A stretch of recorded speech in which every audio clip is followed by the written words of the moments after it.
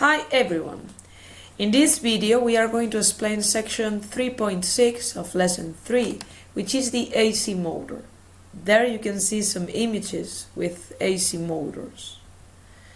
These electrical machines are the most commonly used in the industry. They are reversible electrical machines. That means that, depending on the angular speed, we can have the machine working as a motor or as a generator. If the angular speed is higher than the synchronous speed, then the machine will be working as a generator. But we will see this later in some examples. In these figures here, you can see the aspect of an asynchronous motor when we have the squirrel cage structure, which is one of the most common structures. There you have some of the main elements, such as the rotor and the stator, and other important elements.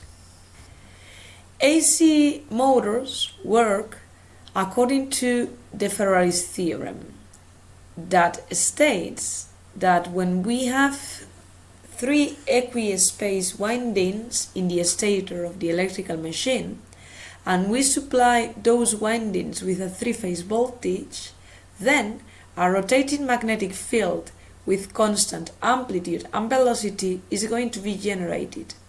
And that rotating magnetic field is equivalent to a permanent magnet which rotates at a constant velocity. If inside the stator we have a rotor which is made of a material with non-negligible permeability, for example iron or magnetic steel, then the rotor will start rotating and will follow the rotating magnetic field. Here you have the image of a magnet that is rotating with a particular angular velocity. One of the main parameters of AC motors is the synchronous speed of the motor. The synchronous speed is the speed at which the rotating magnetic field rotates and can be obtained with this formula here, where you have 60 times frequency of the supply voltage, that is 50 Hz in Europe or 60 Hz in other countries, such as in the USA, and P is the pole per number. That means, for example, if we have 8 poles, P will be 4, because then we will have 4 pair of poles. So if you introduce the frequency in Hertz and the number of pole pairs, then you will get the angular velocity in revolutions per minute.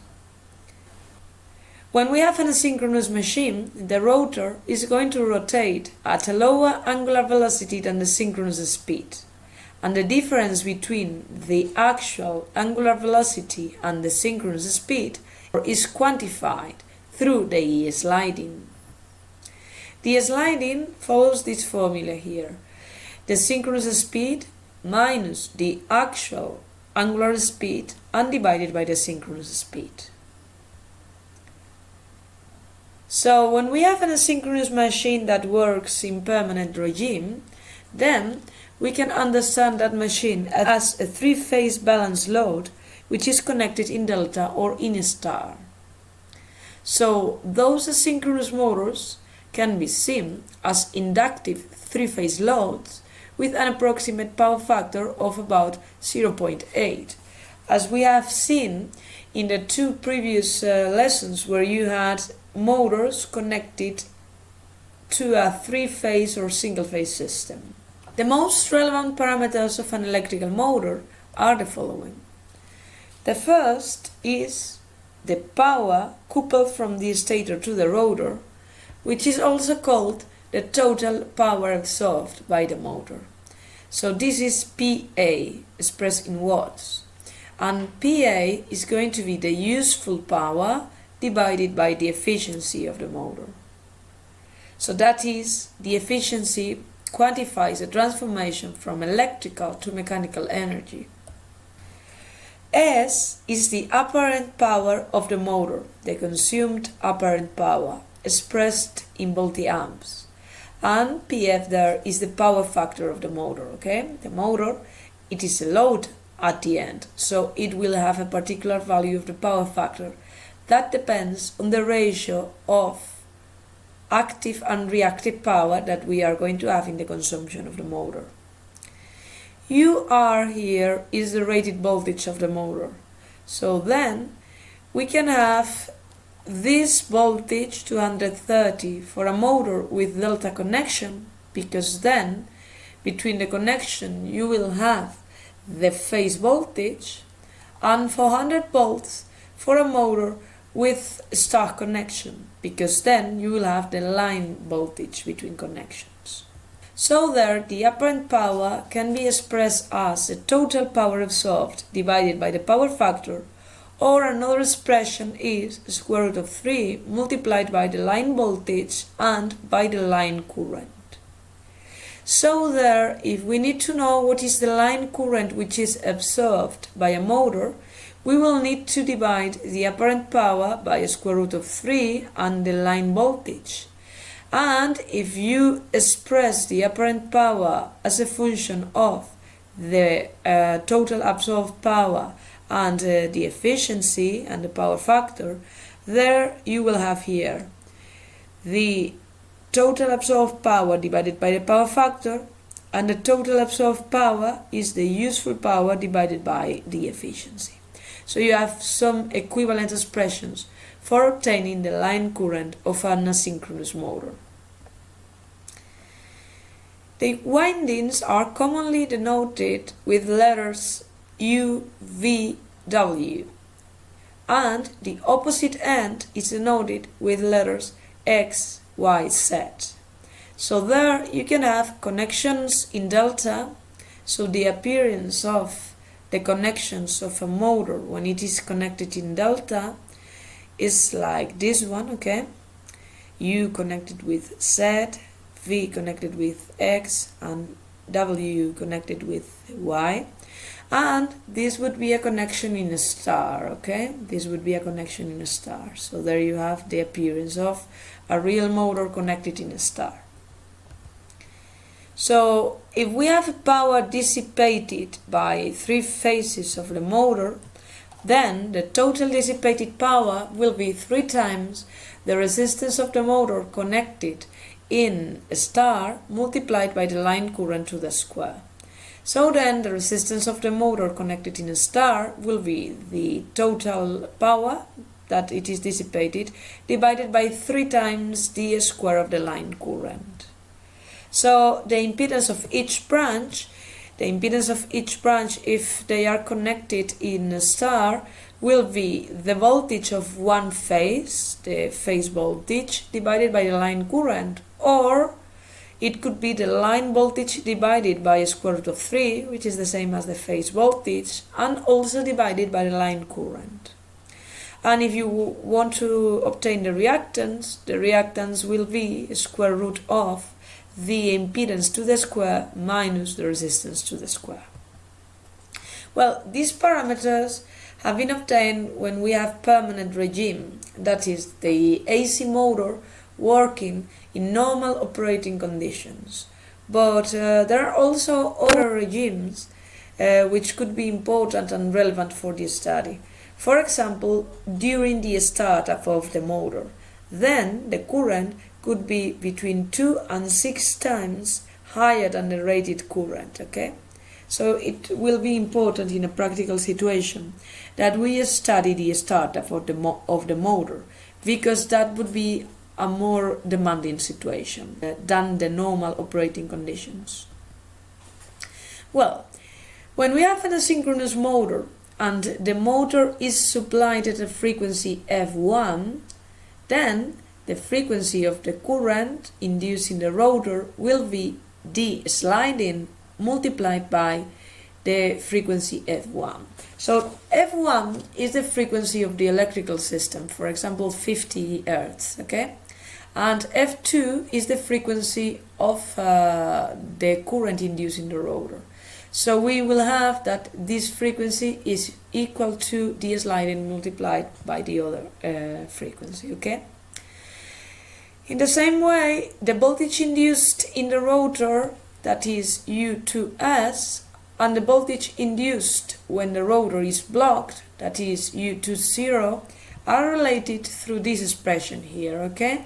The voltage induced in the rotor for a particular value of the sliding will be approximately the sliding multiplied by the voltage when the rotor is blocked. Well, it is important, very important in fact, to talk about a balance of active power in an AC motor. So here you have a representation of the power that is transmitted among different components and also the power losses, okay? So first you have here the electrical power, PE, okay? This is the electrical power that the motor absorbs. And that absorbed active power will be transformed inside the motor, and we will have there what we call the power coupled from the stator to the rotor, that is PA. This represents the stator and this is the rotor, and the power that is transmitted between both of them is PA. As you can understand, PA, which is the power which is transmitted from the stator to the rotor, will be the electrical power minus some losses here. So this is the active power of iron losses due to hysteresis and Foucault currents. And these here are the copper thermal losses in the stator. So the power coupled from the stator to the rotor will be the electrical power minus the power of iron losses and minus the power of copper losses in the stator, okay? So here we have what we call the mechanical power. The mechanical power will be the power coupled from the stator to the rotor minus the power of copper losses in the rotor, okay? In the previous image we have here the power of copper losses in the rotor. So this is the mechanical power. The copper losses in the rotor can be expressed as the sliding multiplied by the active power coupled from the stator to the rotor. That means that if we introduce this here, we can have an equivalent expression for the mechanical power, which is the active power multiplied by 1 minus the sliding. So here, the useful power in the axis of the electrical machine will be the difference between the mechanical power and the power of mechanical losses. So the correct formula for obtaining the efficiency will be the first one, okay? This is the exact expression. And these are approximate expressions in which we are neglecting the values of some losses there, okay? So if we neglect the value of the power of mechanical losses, the useful power will be approximately the same as the mechanical power. So an approximation for the efficiency will be 1 minus the sliding, okay? Another important magnitude is the mechanical torque. The mechanical torque can be calculated when we know the active power and the angular velocity as the mechanical power divided by the angular velocity. But there, the angular velocity must be introduced in radians per second. So that means that if we have the angular velocity in revolutions per minute, we need to change the units, okay? And you are going to get to something very similar to that you have there. Another expression which is equivalent will be this one here. The power of mechanical losses, if we neglect the friction of the brush and the cooling of the machine and other losses, then you can have that the mechanical power is equal to the active power coupled from the stator to the rotor multiplied by 1 minus the sliding and divided by this, which is the angular speed when we are in the situation of the synchronous speed, okay? So then the mechanical torque will be a function of the angular velocity, because in each of the expressions the mechanical torque depends on the angular velocity. So we will have a curve similar to this one here, where you have the synchronous speed here. So if the value of the speed is equal to the synchronous speed, then the mechanical torque is 0. There you will have a maximum value for the mechanical torque and a minimum value for the mechanical torque in this part of the curve. Well, with this, now we can solve examples 6, 7 and 8.